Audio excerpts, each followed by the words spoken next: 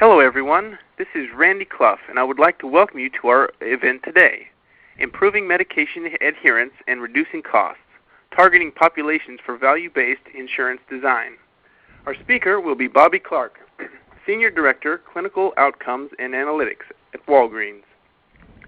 Before we begin, a few housekeeping items.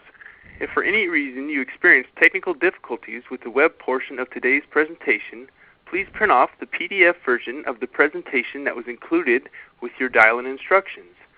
The link is www.healthwebsummit.com/VBID 041714.pdf. As always, if you require any other assistance, please contact the Health Web Summit office at 209-577-4888. We will be taking questions today using the live chat feature. So please, throughout the presentation, use the chat box to enter your questions. We are now ready for our speaker to begin. Good morning or good afternoon, depending on where you're calling in from. Welcome to today's Healthcare Web Summit. As noted, my name is Bobby Clark, and today's presentation is titled Improving Medication Adherence and Reducing Cost, Targeting Populations for Value-Based Insurance Design. The learning objectives are the following. First, we'll review a recent research publication as well as a recent research presentation. And through that review, we'll examine the overall impact of the value-based insurance design deployed in this study. We'll also consider how to optimize value-based insurance designs. We'll examine techniques to maximize adherence. We'll also explore the implications of applying VBID strategies to other populations. And finally, we'll identify considerations and issues for future studies and strategic planning regarding value-based insurance design. This first research study that I'd like to present is titled Evaluation of Increased Adherence and Cost Savings of an Employer Value-Based Benefits Program Targeting Generic Anti-Hyperlipidemic and Anti-Diabetic Medications. It was recently published in the Journal of Managed Care Pharmacy in February 2014.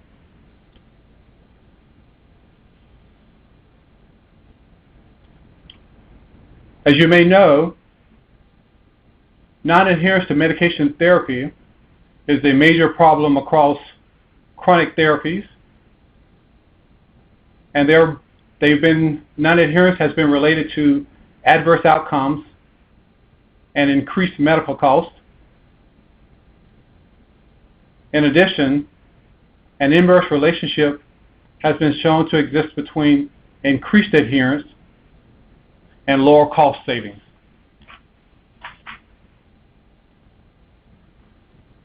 Therefore, the objective of this present research study was to assess changes in medication adherence and the cost of generic anti-diabetic and generic anti-hyperlipidemic medications resulting from participation in a zero copay program.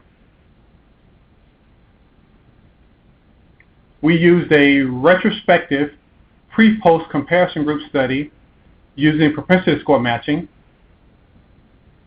The study period was from January 2009 through December 2011.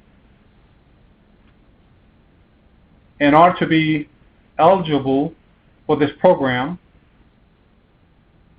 beneficiaries had to be using anti-hyperlipidemic and or anti-diabetic medications during the study identification period and post-implementation period for the program.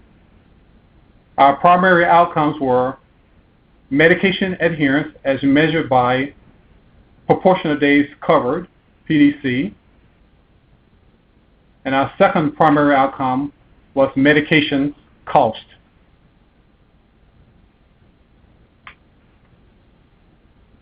This slide shows the copay rates during the study period, 2009 through 2011. In 2009, we see the cost for a 30-day supply of generic medication was $5, but that supply for preferred brand was $29. And of course, as expected, that's an increase for non-preferred brand, and that was 30% coinsurance with a minimum copay of $47 and a maximum copay of $107.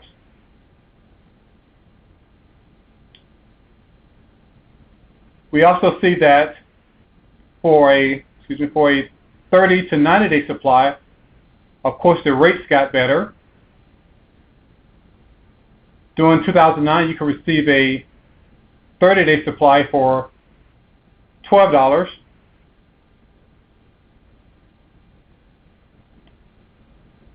for generics and $72.50 for the preferred brand.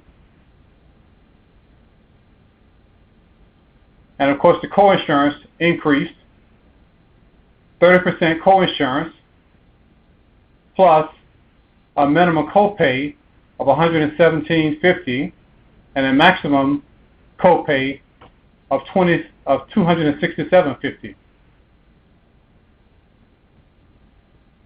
From 2009 through 2011, we see that the generic copay remained the same for all 3 years.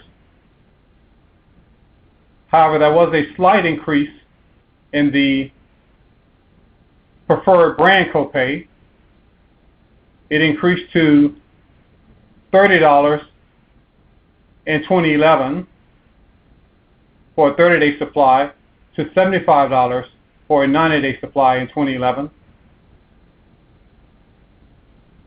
The copay or coinsurance for the non-preferred brand remained the same for all 3 years.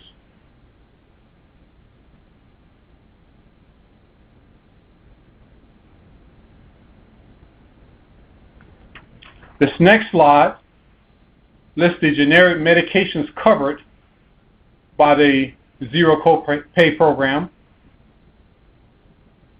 On the left, you see those medications, those anti-hyperlipidemic medications covered, and they include several variations of metformin.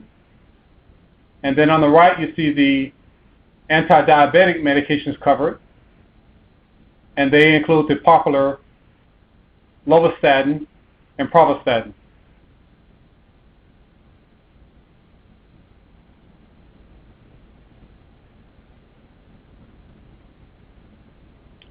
Figure 1 is a pictorial display of the study period. If you focus on the bottom, you see the identification period was from January 2008 through June 30th, 2008. The implementation period was from July 1st, 2008 through December 31st, 2009. And the post-implementation period was from January 1st, 2010 through June 30th, 2011.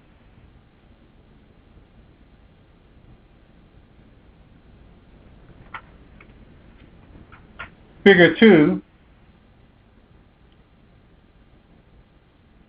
shows the beneficiary selection for the zero copay program, as we called it. To the left, we see that there were 5,274 patients taking antidiabetics. And to the right, we see that there were 10,355 patients taking anti-hyperlipidemic medications. Now back to the left, among those taking antidiabetics, 891 enrolled in the zero copay program, and 4,383 chose not to enroll. Then among the those taking anti-hyperlipidemics, again, there were 10,355, 1,449 chose to be a part of the zero copay program. Of course, this was an opt-in program. And roughly 8,900 opted out of the program. This led us to our propensity score matching. The very bottom row, we see that we performed the match with virtually all of those enrolled in the zero copay program. So we ended up with 807 one-to-one matched pairs for the anti-diabetic group. And we ended up with 1,428 matched pairs for the anti-hyperlipidemic group.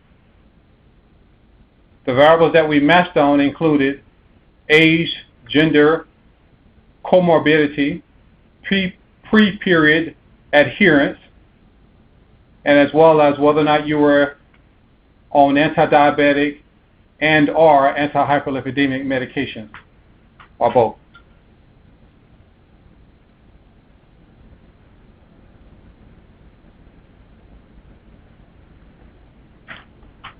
Table 1 begins to show the results of this study.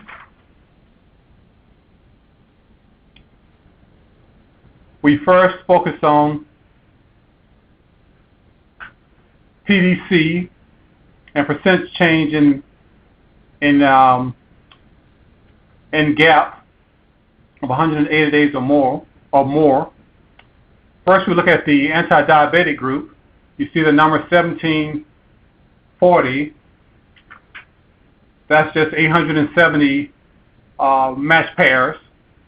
So that gives us 1,740. If we first focus on the anti-diabetic group, we see that the PDC remained the same between roughly the same between the post implementation period and the pre-implementation period. It just really increased 0.1, and these are raw percentages, but for the zero copay users. But for the non-users, the change in PDC actually decreased. That's negative 8.8. So the overall change, or difference in difference, was 8.9 percentage points in mean PDC, and of course this was statistically significant. Now we skip down to the anti-hyperlipidemic group, and again that's 2,856 is just 1,428 matched pairs. Now we'll just focus on the difference in difference since I've walked you through the slides. We see that the difference in difference between the zero copay group and the non-zero copay group, that difference is 7.4 percentage points. These are raw percentage points. in mean adherence or mean PDC, and of course that is statistically significant between the zero copay users and non-zero copay users. Now we'll walk back up to the anti-diabetic users and take a look at this second outcome metric. This is the percent change in medication gap greater than 180 days. We see that the difference between the zero copay group and the non-zero copay group was 11.8 percentage points for anti-diabetics, but for anti-hyperlipidemics, that number was even greater. That was a difference of 10.1 percentage points, and those with medication gaps greater than 180 days.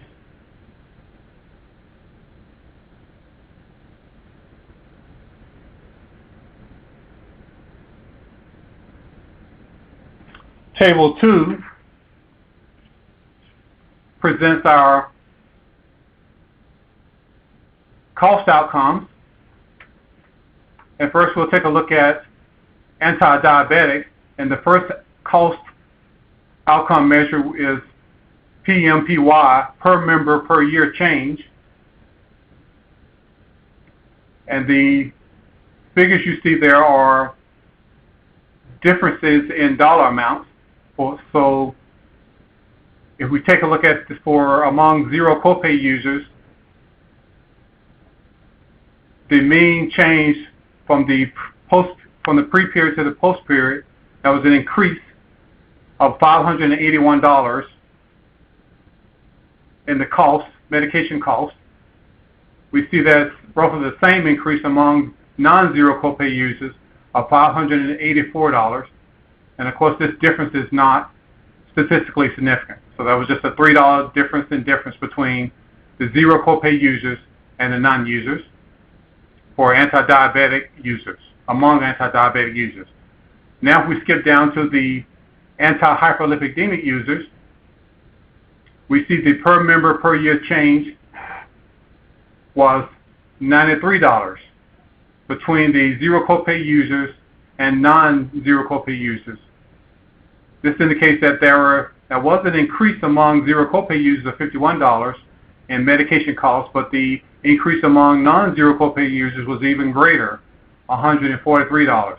So the difference between those increases was $93, and of course that difference is statistically significant.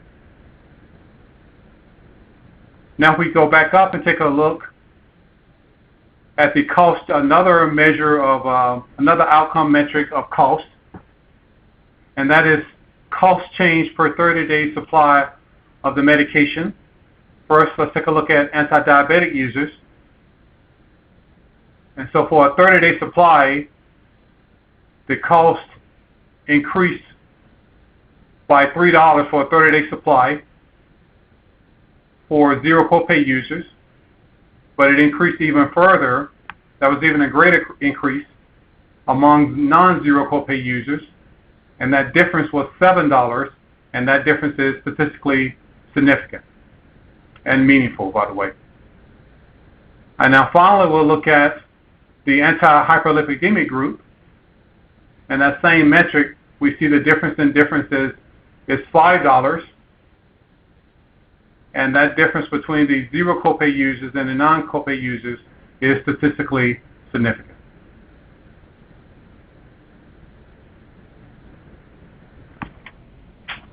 So in sum, our results show that among participants who were users of anti-diabetic medications, the mean adherence rates was sustained from to post-implementation. However, it decreased in the match non-participant group. This difference in mean adherence over time between the participants and non-participants was statistically significant, as we showed. Similar results were found among anti-hyperlipidemics. The mean adherence rate was sustained over time for participants, but declined over time for non-participants. the difference in mean change over time for this group was statistically significant between participants and non-participants. In addition, the average prescription cost per member per year increased for participants of the zero copay program during the post-implementation period. However, the increase was not larger than the cost increase among non-participants. And of course, that was not statistically significant. And finally, among the anti-hyperlipidemia group, the cost increase post-implementation was actually significantly less for participants than non-participants. As we showed previously, it was $51 versus $143, and that difference is statistically significant and meaningful. So the next question is, where do our results fit within the VBID research literature? And by the way, oftentimes these terms VBID, value-based business design, and value-based insurance design are used interchangeably. But where does our research fit? Our research findings fit. In 2013, a Health Affairs research report was published where they evaluated 13 value-based insurance design studies, and all 13 studies reported an increase in medication adherence, and that average increase was about 3% after 1 year. 5 of those 13 studies examined multiple drug classes and found variations in adherence across drug classes. So as you've just noted from our research, our medication adherence was better than what's been shown on average. However, it did agree with the fact that there are differences in increasing adherence for those programs who implement value-based insurance design by drug classes. And the 2 drug classes we used, of course, were diabetes and hyperlipidemia. Another finding from this publication in Health Affairs was that VBID programs were not associated with significant changes in spending. And of course, this suggests that increased prescription spending, there can be increased prescription spending, as you saw in our study, without an increase in overall spending. But for the study we examined, we only looked at medication spending, which is in agreement with previous findings. So in conclusion,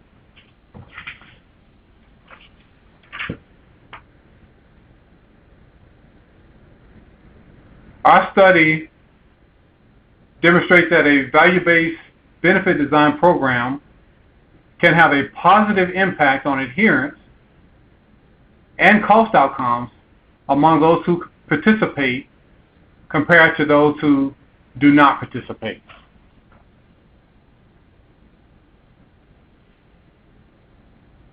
Following that study, we decided to take a step backwards, if you will, and ask a very simple question. And one of the reasons that led us to ask that question was the low opt-in rate, less than 20%, among those who opted into the value-based insurance design program, or the zero copay program as we called it. And that question was, are value-based insurance design programs reaching the targeted subpopulation? This particular study was presented a couple of months ago at the Pharmacy Benefit Management Institute, and it is currently under review for publication. As you may know, value-based insurance design programs has emerged as a method for controlling healthcare costs among beneficiaries. And of course, the goal of VBID programs is to increase costs for low-value services and reduce costs for high-value services, thereby encouraging use of medical services that are of higher value. There is a wealth of studies that have examined the effectiveness of VBID programs. However, there's a dearth of published literature, that examines whether opt-in VBID programs are effectively enrolling beneficiaries who could benefit the most from such programs. As a result, the objective of this study was to characterize beneficiaries who chose to enroll in an employee-sponsored VBID program and determine if the enrolled beneficiaries were those who could most benefit from such programs.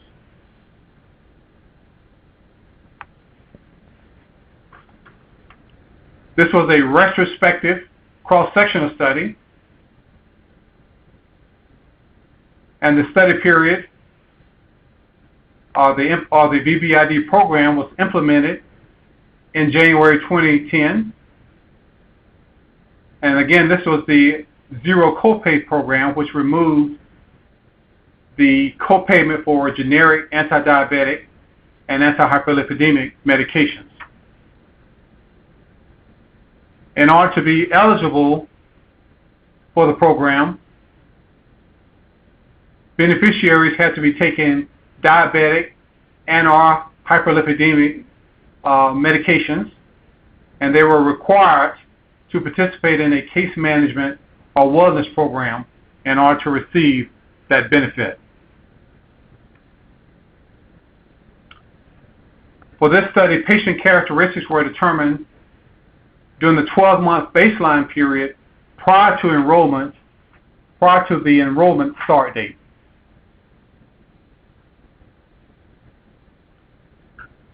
Table 1 shows the demographic comparison of the zero copay group and the non-zero copay group.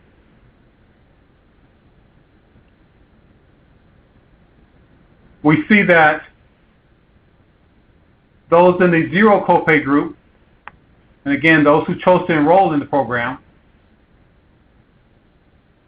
they were slightly older than those who chose not to enroll. So basically, those who enrolled had an average age of 54 years versus roughly 52 years for the non-zero copay group.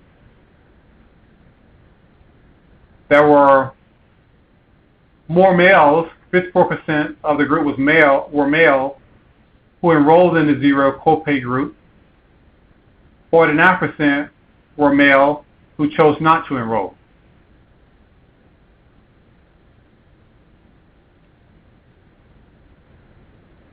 The percent, if you now focus your eyes on actually the last line there, we see that the percent who were taking both diabetic and hyperlipidemic medications was 83% in the zero copay group versus only 11% in the non-zero copay group. Again, so those who were taking both diabetic medications and hyperlipidemia medications was 83% in the zero copay group versus only 11% in the non-zero copay group.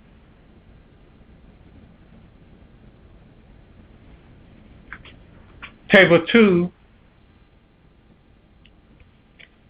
presents the comparison of outcome metrics during the baseline period among the diabetic population.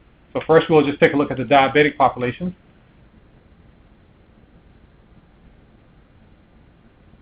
We see that the percent who were type 2 diabetics in the zero copay group was 88% versus only 42% in the non-zero copay group.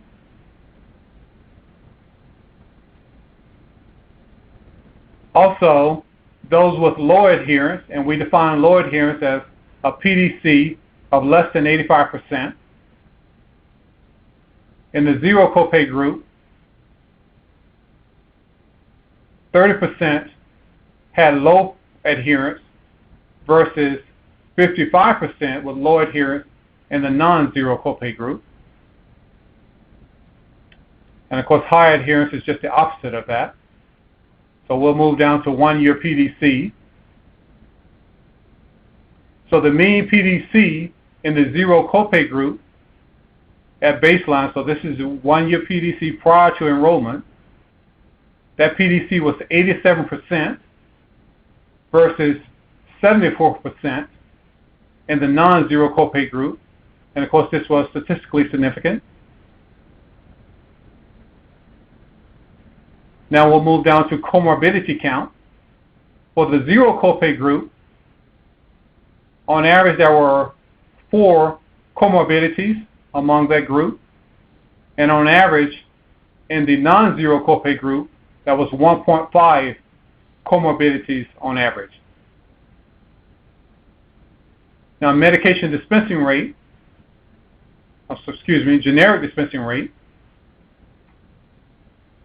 roughly 69% of the medications dispensed were generic for the zero copay group, and that was very little difference with the non-zero copay group, and that percentage was 67%. Although this was statistically significant, it was likely not clinically meaningful. And finally, we take a look at the per member per year pharmacy cost. We see that that average PMPY for the zero copay group was roughly $3,400 versus for the zero copay group versus $2,200 for the non-zero copay group. Again, this is per member per year pharmacy cost. Now moving to table 3. This is a comparison of outcome metrics for the hyperlipidemic population. The previous table referenced only the diabetic population. Now we move to the hyperlipidemic population.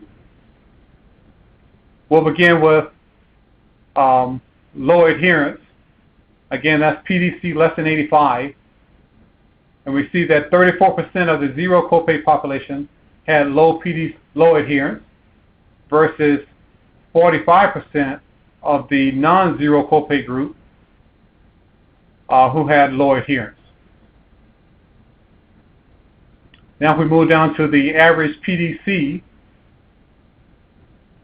85% of the zero copay group,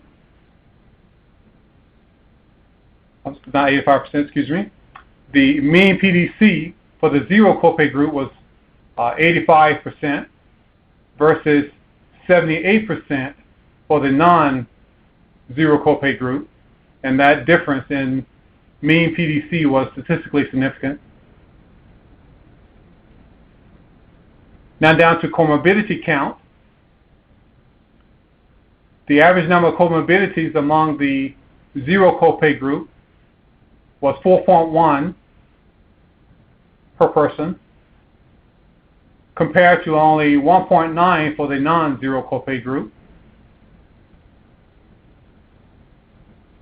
Now the generic dispensing rate was roughly 70% for the zero copay participants versus 74% for the non-zero copay participants.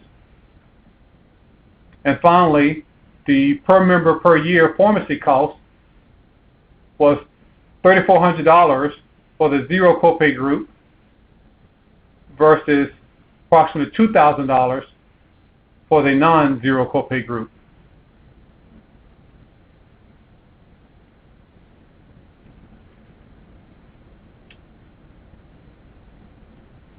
I see that some of you have asked questions. I'll address those in a moment. So, in summary, our results show that a total of 26,000 beneficiaries were eligible for this zero copay program, yet only 16% chose to enroll. And among those enrolled, 83% had both diabetes and hyperlipidemia, compared to only 10.7% of the non-enrolled who had both diabetes and hyperlipidemia. Within the enrolled diabetic population, adherence to diabetic medication regimen, or the diabetic medication regimen, was 69.7% compared to 45% for those not enrolled. And also for the diabetic population, those enrolled patients had an average of 4 comorbidities compared to 1.5 comorbidities for the non-enrolled patients. And the enrolled group per member per year pharmacy cost was significantly higher than the non-enrolled group.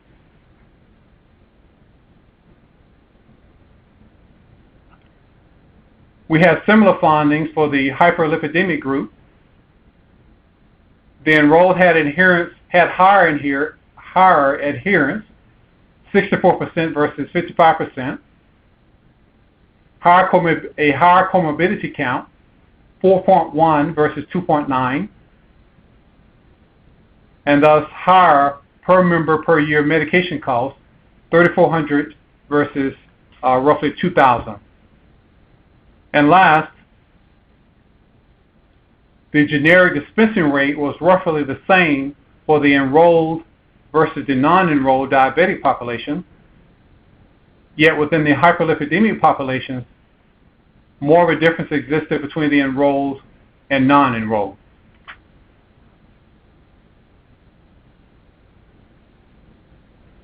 So in conclusion, we believe that to achieve the greatest gain, ideally, value-based insurance design programs would reach the sickest, the most non-adherent, and the most costly patients. The current program, the zero copay program, was successful in reaching the sickest and most costly, yet failed to attract the most non-adherent. In addition, only a small proportion of eligible beneficiaries with diabetes and/or hyperlipidemia enrolled in the program. Therefore, further studies should continue to examine whether opt-in VBID programs reach eligible enrollees who can most benefit from the program, and adjust programs as needed to enroll the most in need. Now, to answer a few of the questions that I've received, one of the questions is that why 85% and not 80% for adherence cutoff? Yes, it is true that the traditional or standard cutoff for high adherence or low adherence is most often 80%. We chose the 85%, but when we did a sensitivity analysis, that wasn't a difference, a major difference between using 80 or 85%. Keep in mind that the numbers are really arbitrary. Let's say if we did use 80%, there's not much of a difference between those who have an adherence of 79% versus 80%. So it's probably best to use some cut points as well as overall mean adherence, which we did. For the sake of time, I will move on from here and address other questions later. Now, there are some additional issues that require further thought, further discussion, and further research. And I'd like to at least point out a couple of those and give some input on them. The first question is, how do we maximize adherence? Recently, a study appeared in Health Affairs just last month, March 2014. And in that study, they examined 76 value-based insurance design programs. And those programs enrolled these studies combined amounted to 275,000 patients. And in this study, they examined which programs had higher adherence. And they found that those programs that were more generous had greater adherence. And they defined generous as those programs that had generic copays of $0 and brand copays at most of $10 and co-insurance with a maximum of 15%. So those are the programs that they define as the more generous programs, and they found that those programs had higher adherence than programs that were not as generous. They also found that programs that targeted higher risk patients had great adherence. Programs that offer wellness programs had higher adherence.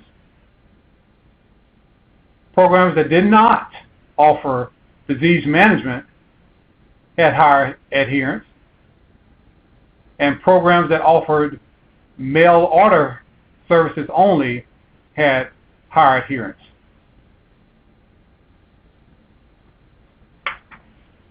So this is probably the first study of its type that took on such an undertaking. And although this study was well designed and well conceived, no single retrospective study is conclusive, but it does lend for further research and further testing of this hypothesis. You may have noticed in our study, we did offer a wellness program, but not a disease management program, though it was not a mail-only program. One of the things that this study other studies will help to confirm this study possibly, if there were more programs that had mail order, because only 7.5% of the programs evaluated in this study were mail order, and even a smaller number did not offer disease management programs. So other studies will be helpful to either confirm or refute these findings. But this is the first study of its type, and it was an excellent study. Another question that deserves further thought and discussion is how to optimize value-based insurance design. Our studies help to answer this question or partially answer this question. And so therefore we believe that we must do a number of things to optimize VBID programs. First, we must implement higher cost for lower value services, in addition to implementing lower cost for high value services. In addition, as noted in our study, we should make efforts to improve program enrollment. As you can see from our study, the enrollment for our program was less than 20%.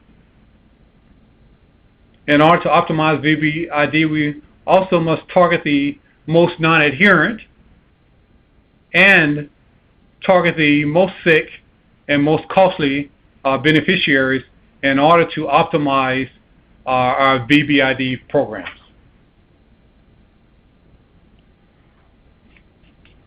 Another question that deserves further thought and discussion and research is, how do the discussed strategies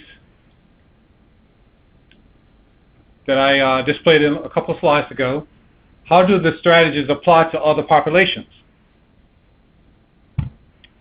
If you notice on the bottom of this page, there's a reference there to a commentary that talked about this very question. It was stated that most of the studies that were done looked at conventional drugs when they evaluated value-based insurance design. And that's especially true for earlier studies that focused on asthma and diabetes. The writers of this particular commentary, or the contributors of this particular commentary, they felt like implementing value-based insurance design programs among specialty drugs or biologics is going to be a much more difficult task. And they felt this way because it was going to be extremely difficult to define value for these high-cost treatments. And they felt that way because there's very little reliable data that exists that separates high-value and low-value treatments on a population basis. In addition, people and organizations often perceive value as it relates to them. So in other words, value is in the eye of the beholder. For specialty medications, they also felt that it would take a longer time frame to understand the return on investment. Take oncology drugs, for example. And that will be, though it would take longer for oncology drugs, but for conventional drugs like diabetes drugs and asthma drugs, usually you can understand the return on investment within 1 to 3 years.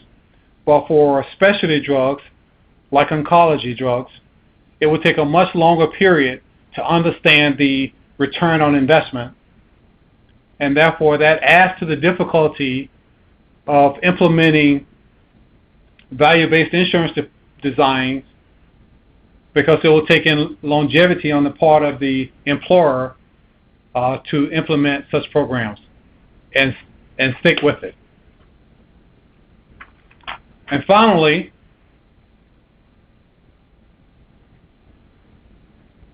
what should future studies and strategic plans for value-based insurance designs look like? Our research and other research helps to answer that question, or at least partially answer that question. We feel like studies should be longer termed as opposed to 1 year or even 3 years. They should be longer term studies, 5 years per se, to look at more medical outcomes, if you will, as well as adherence outcomes and cost outcomes. There are some studies out there that use simulation models, but simulation models are just that. They're models, and they're not real life studies, if you will. And so the complete reliance on them will not suffice. We also believe that future studies should target specific subpopulations. For example, as we've just shown, those who are most non-adherent, most costly, and the sickest, if we're going to achieve the greatest value from value-based insurance design. And as with the discussion on specialty drugs, we should also reach a consensus on what is value.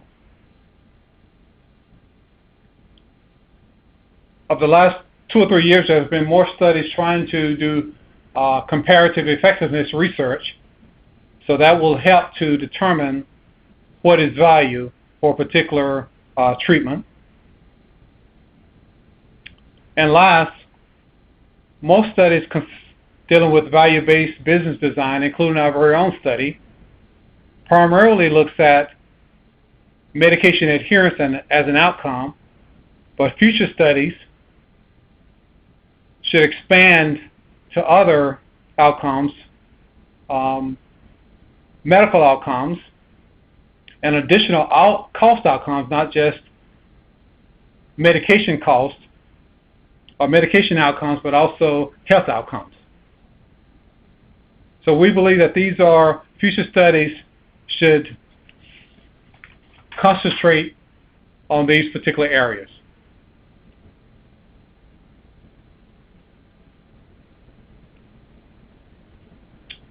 In case I don't get a chance to answer your questions, please feel free to contact me, and I will via email. My email address and contact information is listed below, and I will answer your question via email.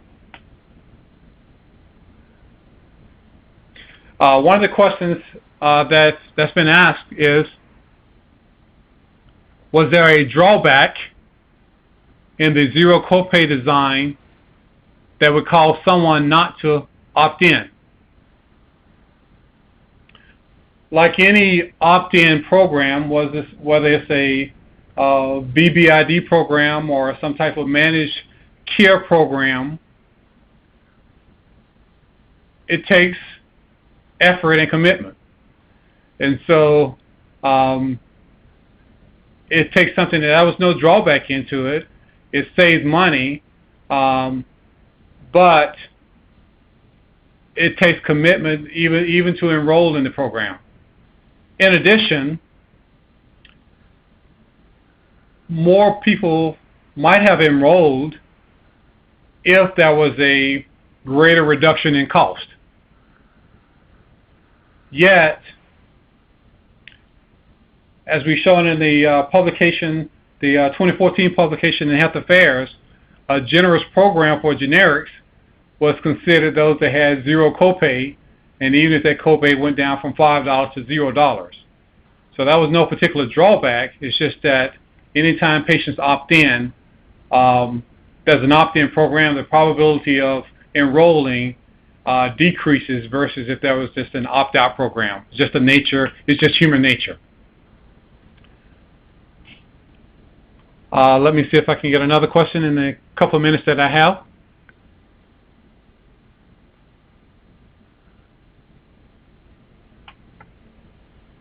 Someone asked what was the most common reason beneficiaries opted out of the zero copay program. Why did they opt out? It was actually an opt-in program, so we don't really know the reason why they opted out.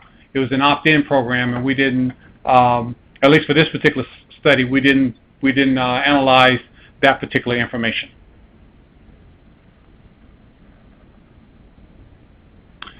Someone also asked the question if was medical costs studied in this particular study.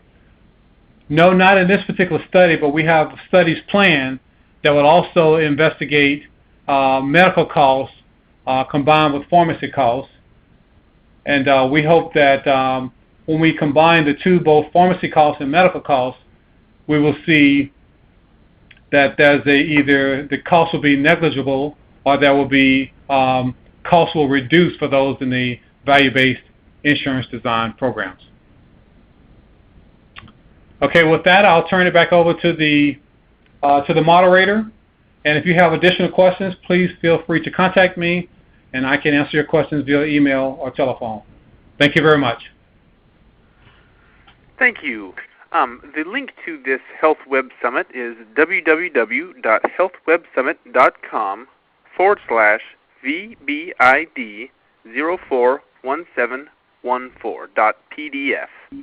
We would like to thank our speakers and session participants for joining us today. We will be sending a follow-up feedback form at the conclusion of the event and would appreciate it if you fill it out. If you haven't already, be sure to join our LinkedIn group on the web where you can post questions, start discussions, and suggest topics for future events. This now concludes our webinar.